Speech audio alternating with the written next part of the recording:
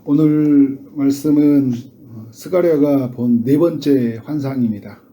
스가랴는 대제사장이었던 여호수아가 하늘 법정에서 재판을 받는 모습을 환상으로 보게 됩니다. 1절에 보니까 여호수아 앞에는 여호와의 천사가 있고 그 오른쪽에는 누가 있나요? 사탄이 서서 그를 대적하고 있다고 합니다. 대적한다는 말은 이제 고소하고 있다는 거예요. 왜 고소를 하는 걸까요? 여호수아가 입고 있는 옷이 너무 더러웠기 때문에. 여호수아가 왜 더러운 옷을 입고 있을까요? 이스라엘의 죄 때문이죠. 대제사장은 이스라엘을 대표하는 사람이기 때문에 지금 이스라엘 백성들 전체 안에 뭐가 있다는 거예요? 죄가 가득하다는 거예요. 그 죄가 가득한 모습으로 하나님 앞에 비춰진 거예요. 그래서 이제 하나님 앞에 고소를 하는 거죠. 이 더럽혀진 이 이스라엘, 더럽혀진 이 남유다 백성들은 하나님 앞에서 설 자격이 안 된다는 거예요. 그러니까 1장부터 이제 2장 내용이 하나님이 회복하신다는 그 세 가지 환상을 보여줬죠. 그러니까 세 가지 환상을 하나님이 모든 것을 회복하실 것이고, 그리고 악의 세력을 멸망할 것이고, 그리고 이제 하나님께서 그 새 예루살렘 안에 하나님이 측량할 수 없는 만큼 그 성곽을 두시고 그 불로 보호하시는 그 하나님의 사람들이잖아요. 그러니까 이런 은혜를 받을 자격이 지금 이 남유다 백성들은 아니라는 거죠. 여러분, 우리도 그렇잖아요. 우리가 하나님 앞에 구원받고 또 하나님 앞에 은혜 받을 만한 자격이 없어요. 사단이 우리로 하여금 계속 고소하잖아. 최만석은 목사가 될 자격이 안 됩니다. 저 사람을 보십시오. 여러 가지를 봐도 목사가 될 사람이 안 돼요. 하나님의 사람으로 서서 저렇게 주의 일들을 감당하면 안 됩니다. 제가 여러분 가지고 있는 단점을 끄집어내서 요즘에 말하는 그 정치적 프레임을 씌우듯이, 그죠? 안 되는 조건들을 말하면 안 돼요. 그런데 여러분, 하나님이 어떤 일을 행하십니까? 사단을 향해 책망을 하셔요. 2절에 보니까 여호와께서 사단에게 이르시되 사단아 여호와께서 너를 책망하시노라 이야기하고 있어요. 예루살렘을 택한 여호와께서 너를 책망한다. 하나님이 예루살렘을 택했다는 거예요.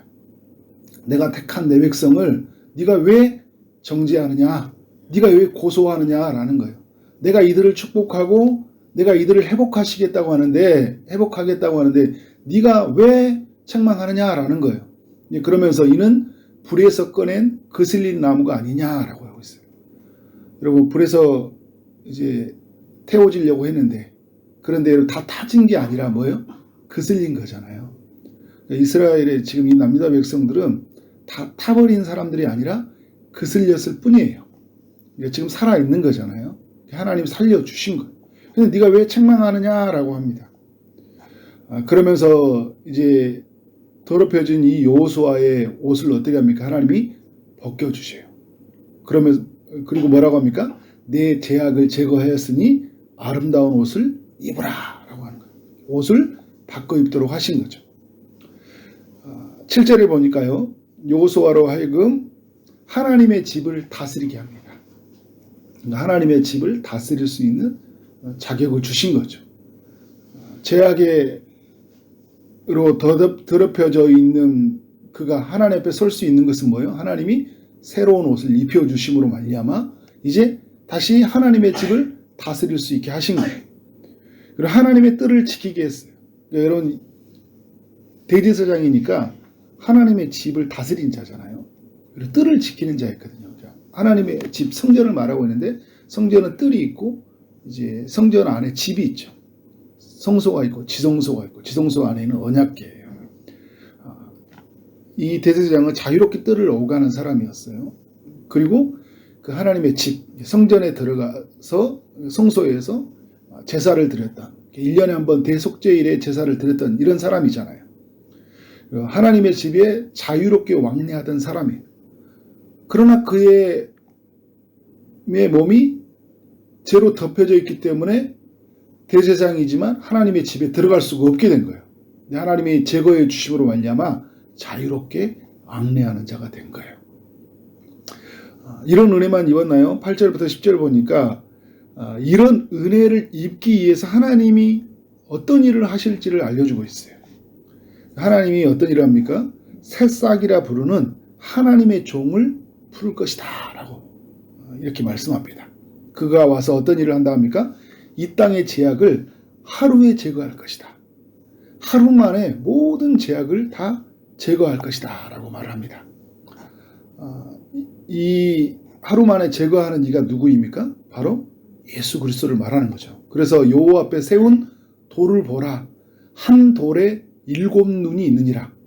7개라는 단어 속에서 누구를 발견할 수 있습니까? 7 촛대를 가지신 이 요한계시록에 보면 바로 그가 예수 그리스도를 이야기하고 있죠.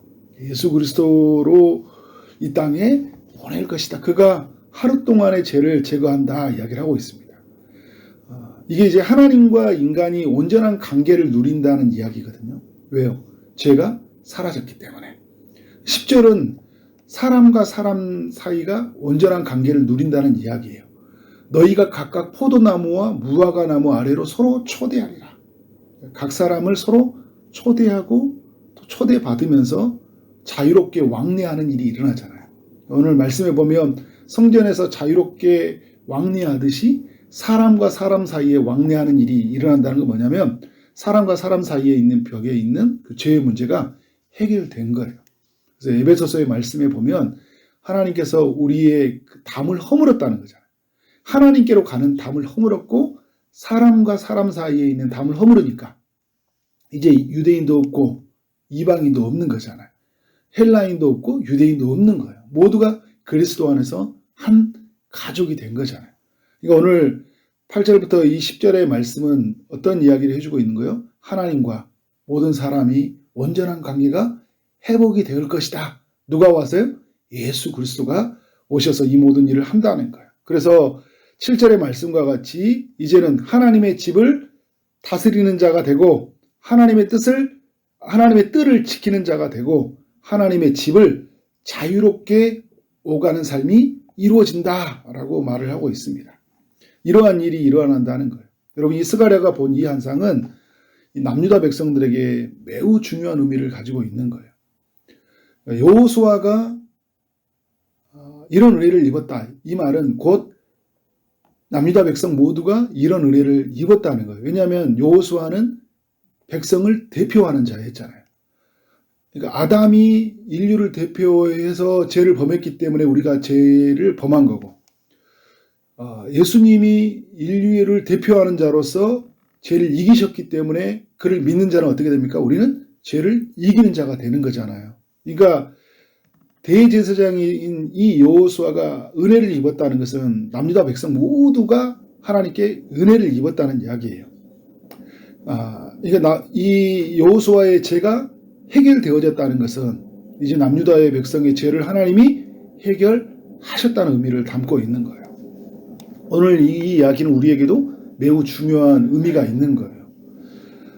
여호수아에게 주어진 이 모든 약속이 누구로 말미암아 성취가 되어졌나요? 예수님으로 말미암아 성취가 되었다는 거예요. 우리는 어떤 사람입니까? 하나님이 보낸 종, 하루 만에 우리의 죄를 제거하시는 예수님을 만난 사람들이에요. 그래서 예수님이 해결한 이야기는 곧 우리의 이야기가 되어진 거잖아요. 오늘 말씀이 은혜가 되는 건 뭐냐면 사탄이 함부로 할 수 없는 존재가 우리라는 거예요. 사탄이 지금 이 남유다 백성들을 함부로 할 수 없듯이 우리에게 영원한 대제사장이신 그리스도를 우리가 믿는 우리에게 함부로 할 수 없는 존재, 사탄이 우리를 함부로 고소하고 책망할 수 없는 존재가 되었다는 거예요. 여러분, 사탄은 우리의 죄에 대해서요, 우리의 연약함에 대해서 고소는 할 수 있어요. 그러나 우리에게 형벌을 줄 수 없다는 거예요. 우리가 자꾸 속아요. 이 고소하는 이것을 형벌로 느껴지잖아요.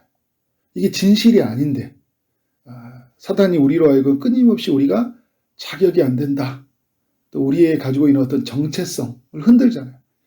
그래서 너는 하나님의 자녀가 아니야. 그래서 너는 하나님 앞에 쓰임받는 사람이 아니야. 막 그런 우리의 정체성을 흔들고 우리가 가지고 있는 특권을 흔들잖아요. 우리가 하나님의 집을 오가는 자가 되었고 또 하나님의 집을 다스리고 또 뜰을 지키는 자가 되었는데 우리로 하여금 그런 자격이 안 된다고 얼마나 우리를 흔드는지 몰라요. 여러분 아무리 사탄의 권세가 강해도요. 하나님의 권세 아래 있어요. 하나님의 허락하에 있다는 거예요. 하나님은 우리 편이에요. 사탄의 그 이야기를 듣고 하나님이 흔들리는 분이 아니라는 거예요. 우리는 여러분 누군가 이야기를 들으면 그래? 그것도 맞는 것 같다. 맞는 것 같다. 막 팔랑귀가 되잖아요. 저 사람 아닌 것 같아. 진짜로 보니까 아닌 것 같네. 우리는 흔들리잖아요. 근데 하나님은 우리 편이기 때문에 사탄이 우리를 흔들면 어떻게 해요? 흔들리지 않아요. 저 사람은 내가 택한 사람이야. 오늘 1절에 2절에 말했던 것처럼 뭐예요? 불에 꺼낸 그슬린 나무일 뿐이야. 겉에 죄를 저질렀지만 그는 나의 생명이고 내가 그를 구원한 사람이야 라고 말을 하고 있는 거죠. 하나님이 우리로 하여금 어떻게 합니까? 변호하셔요. 오늘 옆에 오늘 말씀에 보면 이 여호수아 앞에 누가 있어요? 1절에 보니까 여호와의 천사가 앞에 있잖아요. 이 여호와의 천사가 누구냐? 1장에서도 말했던 화석류 나무의 선자, 그 여호와의 천사라고 이야기하는데 그가 바로 예수 그리스도라고 하잖아요. 오늘 그리스도 앞에 있는 사람이에요. 그리스도로 말미암아 우리는 하나님의 사람이 된 사람들이잖아요. 그러니까 이 그리스도가 우리를 대변해서 우리를 대신하여서 하나님 앞에 변호해요. 이 사람은 내가 대신해서 죽은 사람입니다. 내가 이 사람을 대신해서 죄의 값을 지불하였습니다. 그래서 여러분 우리로 하여금 성경에서 뭐라고 이야기합니까? 우리는 그리스도의 옷을 입는 자, 의의 옷을 입는 자라고 이야기하잖아요. 로마서에서 우리는 그리스도로 옷을 입은 자라는 거예요. 그러니까 우리에게 여러 가지 실수와 연약함이 있지만 그 그리스도로 옷을 입었기 때문에 하나님은 우리에게 뭘 보는 거예요? 그 그리스도로 옷 입혀져 있는 의로운 사람으로 우리를 본다는 거예요. 그리고 우리는 그렇기 때문에 오늘 7절의 말씀처럼 그리스도의 옷 입은 자로서 우리는 어떤 사람들이에요? 우리는 하나님의 집을 다스리는 자다. 우리에게 하나님께서 베드로에게 뭘 줬어요? 쭉 열쇠를 주잖아요. 하나님의 집을 다스리게 하신 거예요. 그러니까 주는 그리스도시요 살아계신 하나님의 아들이다라는 그 고백 위에서 교회를 세웠어요. 그래서 그 교회를 다스리는 권세를 누구에게 주는 거예요? 그 고백으로 하는 믿음으로 고백하는 사람들, 예수 그리스도를 주라 고백하는 사람들에게 그런 다스리는 권세를 주신 거예요.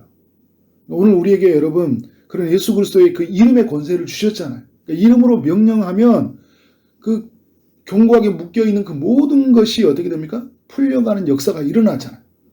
묶여져 있는 것이 풀리고 풀려져 있는 것이 묶는 역사가 마태복음 18장에 우리에게 주어진 약속처럼 우리에게 있는 거예요. 그러니까 여러분 그런 면에서 우리는 어떻게 돼요? 우리에게 주신 이 권세를 하나님이 주시는 우리에게 이 은혜를 마음껏 사용하고 사는 거죠. 하나님의 집에 우리는 자유롭게 왕래하는 자가 됐잖아요. 우리는 그리스도의 이름을 의지해서 언제든지 하나님 앞에 나갈 때 아빠 아버지 하면서 나아가는 거예요. 우리에게 그슬린 나무처럼 우리에게 함께 그슬리는 모습이 있지만 우리가 주님의 그 의를 의지하면서 아빠 아버지 하면서 우리가 구하고 찾고 두드리면 주님이 어떻게 하십니까? 우리에게 원하는 것 가장 좋은 것을 응답하는 삶이 된다는 거예요. 예수 안에서 이런 일이 이루어졌으니까 우리는 좀 당당하게 그리고 어떻게 해요? 자유롭게 담대하게 하나님 앞에 살아가는 거예요. 그러니까 우리의 삶의 근거에서 일희일비하지 말고 주님이 하신 일에 근거하고 살아가야 돼요. 근데 우리는 자꾸 우리가 뭔가를 하고 우리가 뭐를 좀 해서 좀 착한 일을 하고 요즘에 기도도 좀 많이 하고 말씀을 좀 많이 읽으니까 그러니까 주님 앞에 당당하게 나가려고 하고 조금 말씀도 잘 안 읽고 기도도 안 하면 어떻게 돼요? 모든 것을 또 다 잃어버린 사람처럼 소심하고 또 의기소침하고 그리고 나는 아무것도 쓸모없는 사람처럼 어떻게 된 거예요? 망망해서 사는 거예요. 오늘 그리스도의 복음 안에 사는 사람들은 어떻게 살아요? 당당하고 담대하게 하나님 앞에 사는 거예요. 이런 모든 은혜를 하나님 베풀어 주신 줄 믿습니다. 이 은혜를 누려가는 여러분 되어지기를 주님의 이름으로 축원합니다. 아멘. 기도하도록 하겠습니다. 하나님 아버지, 스가랴서 3장의 말씀을 통하여 우리 모두에게 은혜 베풀어 주셔서 감사합니다. 하나님, 우리 모두가 그리스도의 그 은혜로 말미암아 제 옷을 벗고 그리스도의 옷을 입은 그런 하나님의 사람이 된 줄 믿습니다. 우리가 하나님의 집을 다스리는 자가 되었고 하나님의 뜰을 지키는 자가 되었고 하나님의 집을 자유롭게 오가는 자들이 되었음을 믿습니다.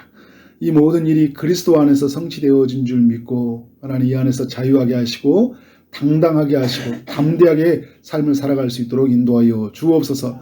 삶의 근거가 우리에게 행위에 있지 않게 하여 주시고 그리스도가 하신 일에 근거를 두고 살아갈 수 있도록 인도하여 주옵소서. 사단이 여러 사람들 상황을 통해 우리에게 고소하고 또 우리의 정체성을 흔들고 우리가 누리는 모든 특권들을 흔들 때마다 우리가 그리스도의 그 이름으로 명령하게 하여 주시고 그래서 그리스도 안에 주시는 그 모든 풍성한 것들을 마음껏 누리고 살아가는 삶이 되게 하여 주옵소서. 주님, 은혜가 필요한 이들이 있습니다. 아픔 중에 있는 이들에게 찾아가셔서 은혜 베풀어 주실 줄 믿습니다. 그리스도의 피로 정결케 하여 주시고 깨끗하게 나음 얻을 수 있도록 인도하여 주옵소서. 취업을 준비하고 결혼을 준비하고 임신을 준비하는 이들에게 은혜 베풀어 주옵소서. 오늘 하루 만나는 모든 사람들에게 주의 사랑이 흘러가게 하여 주시고 주어진 일을 최선을 다해 일하게 하시고 말미암아 하나님께 영광이 우리 모두에게는 큰 기쁨이 되는 하루 되게 하여 주옵소서. 예수 그리스도의 이름으로 기도를 쌓옵나이다. 아멘.